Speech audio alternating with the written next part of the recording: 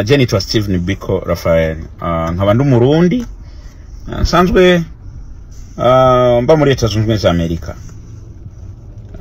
Ariko naje hano muri Leta Zunze Ubumwe za Amerika nari mu makambi y'impunzi mu gihugu cya Tanzania. Niho novuga ko nagiye gucira ubwenge cyane. Igitumye mfata ino video nshaka nerekane akababaro mfise ku mutima nk'Umurundi. Nubwo Burundi ntabaye mu mwanya muremure. Hari nabenshi bavuga ati none wowe uri Umurundi gute witwa Steve Biko Raphael. Biranashika kuri we bididanira ni gutyo nyene nitwa gutyo nyene ni izina nari hawe n'abavyeyi gutyo nyene. Biranashika mu byo byanatumye ni atani izina ry'ikirundi mfise kubera nyene noba ubuzima bwanje bwa rwo kuba hanze nyene y'u Burundi. So nshaka kuvuga kujanye na East African Got Talent iri kwirabera muri Kenya mu bintu mu murwi wagiye guhiganwa muri episode ya gatatu y'iryo higanwa umurwi w'abarundi bene wacu bavuga ko bavuye mu gihugu cy'u Rwanda. I recognize these drums. Where's the style from? They are originally from Burundi. And we are based in Rwanda since 2015. Twebwe imyaka yose tumaze hanze y'u Burundi ni myinshi cyane. Ndi mu kuvuga kwa ndi over 30 years kuja hejuru. Ariko aho nagenda ba hose haba ikintu cyerekana ko turi abarundi, idarapo ry'u Burundi na cyane cyane nk'imigwi y'ingoma, idarapo ry'u Burundi itegezwe kuba ricafye ku ngoma. Nyambaro y'abari yabavuza ingoma bakaba berekana ko ari abarundi. Ariko kubona abantu bavuye mu gihugu cy'u Burundi mu 2015 baza bamaze kwibagira ko ari abarundi, bamaze no kwibagira ukuntu ingoma zisa z'u Burundi n'ingene ziba zimeze, birababaje cyane. Birababaje nimba abantu twavukiye benshi bangana natwe twavukiye hanze y'u Burundi n'abandi utabavukiye hanze y'u Burundi, mugabo aho turi nka muri Leta Zunze Ubumwe za Amerika iyo baye imisi mikuru dushira idarapo ry'u Burundi imbere. Ingoma z'u Burundi ziba ziri ku idarapo ry'u Burundi. Mugaguca ufata umuntu mumaze imyaka itarakwira n'itanu kudandaza umuco, kugurisha umuco wacu. Aniko navuga urashaka kuvuga niwe uziki wowe Umurundi. Yes. Imana yabonye ko nseruka kuri nonsi nkaseruka nkomotse ku Barundi. Ico gituma aho ndi hose nubwo ndi muri Amerika nubwo ndi hehe ndi Umurundi. Amerika irazi ko ndi umunyamerika w'Umurundi nkomoka mu Burundi. Ariko kubona umuntu atani imyaka 5 uramara ukacufata ukagurisha umuco w'u Burundi ukawegeka kuri Afrika yose, washatse gukora iki? Mwashatse kuvuga iki abarundi bene wacu? Kandi gasaba abantu muri hanze muri nakure y'u Burundi ahanatana amasaha 5-6 ushobora kumara yohera uriko uraja mu gihugu cyawe cy'u Burundi.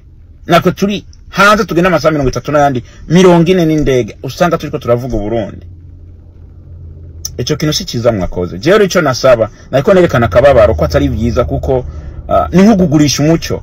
Fata ingoma z'u Burundi ucape ku idarapo ya Afrika, hanyuma imyambaro nawe wambaye ibari imyambaro abandi bantu bakunda gukoresha mu mico yabo ya buri munsi buri gihe. Ufata ingoma ucape ku idarapo ya Afrika. Ingoma ni original kuva mu Burundi. Wewe uri kurazivuza nk'Umurundi umaze igihe gitoya imyaka kanaka uri muri mu makambi y'impunzi, uce wambara impuzu zerekana umuco w'ikindi gihugu urimo. Ibendera haje kujya Afrika, ingoma z'u Burundi. Wewe na uri Umurundi nkuko ubivuga data wanje. Hanyuma ucushi tureke kugurisha umuco. Fintu mwakoze si byiza. Kuri mwebwe muri mwihiganwa ego twoshima ko mubandanya muji imbere, mugabo mugira ibintu vyukuri bibonekana ko ivyo muri kumuragira ari vyo.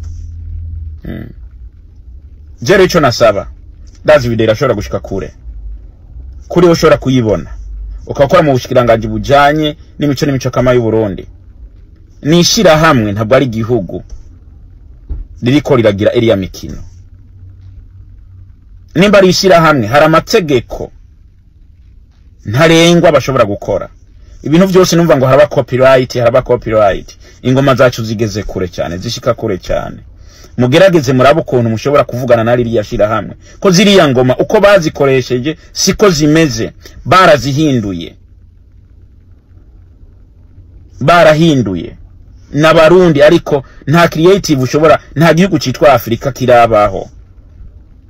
Na Amerika ibaho, ni leta zunze ubumwe za Amerika. Haraba Texas, hari idarapo rya Texas hano tuba ari intara, hari ibendera rya Texas, hari ibendera rya North Carolina, hari idarapo rya New York, kare leta zunze ubumwe za Amerika. None ucufata wice n'ibintu umaze imyaka mike cyane nk'iyo. Nizere hari benshi bo baba baje mugabo bakandika bakagira, abandi nabo gasanga bariko barashima ngo mugwi. No. Ko mwiwe muri mwihiganwa mubandanya, ariko nimba ari kindi gice kizokurikira to nimwasize ku idarapo ry'u Burundi, nimba muri abarundi koko. Erega kuba muri hanze y'u Burundi ntivyitwa ko muca muheba abo muri bo. Twebwe kuba dufise ubwene igihugu bw'abanyamerika suko kuvuga ngo Uburundi kubera ko twama tugira iminsi mikuru tugashira ku idarapo tukagira gute tukerekana ko turabarundi, imvino z'ikirundi zikahaba, twambaye nivyerekana ko turabarundi. Imyaka 4 gusa uco ushaka kudandaza umuco w'igihugu. No. So ubwo kuri wewe bibonekana ko ushobora kwakira ino video, ni cyimviro cyanje sintegetse, kandi namwe muri mwo mugwi mukaronka ino video mpave mwibaza ko ari kubagaya atari kubakunda. Turabakunda cyo muri ko murakora ni cyiza, ariko mukigire mukuri, proud who we are. Twishimiye ko turabarundi, tugerageze kwerekana ko turabarundi, tuvuge ko turabarundi ku maraso no ku rutoki no ku mushatsi, byose bijeho. Nitwe tulijwe ry'u Burundi kwisi. Don't do that. Murakoze cyane.